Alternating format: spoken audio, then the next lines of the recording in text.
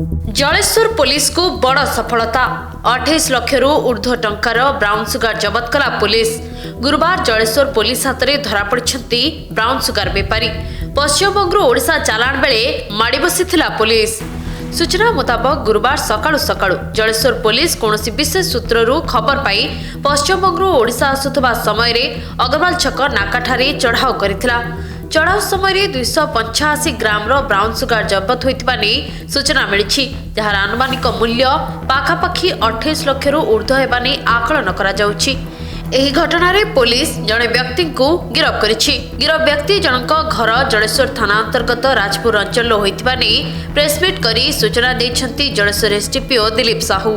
Basin on credible information Jaleswar police एक team IIC नेतृत्व में आज भोर समय अग्रवाला छक पाखरे आमर नाका पकईले एवं जनक व्यक्ति जे कि आमर राजपुर अंचल जनक युवक से क्लैंडस्टाइन ब्राउन सुगार क्यारी करुछि बोली खबर थिबारु ताको आमे नजर रखिथिलु। से आसीबारु ताको सर्च करा हैतिला। इमिडिएटली ताको डिटेन करा हैकि मजिस्ट्रेट उपस्थित सर्च करा हैतिला एवं तार exclusive and conscious position 285 gram brown sugar jar बजार आनुमानिक मूल्य 28 लाख 50 हजार जबत करा हैतिला। ता निकटरू मध्य 880 टंका कैश, गोटे हुंडा एक्टिवा स्कूटी आउ मोबाइल फोन जबत करा जाइछि।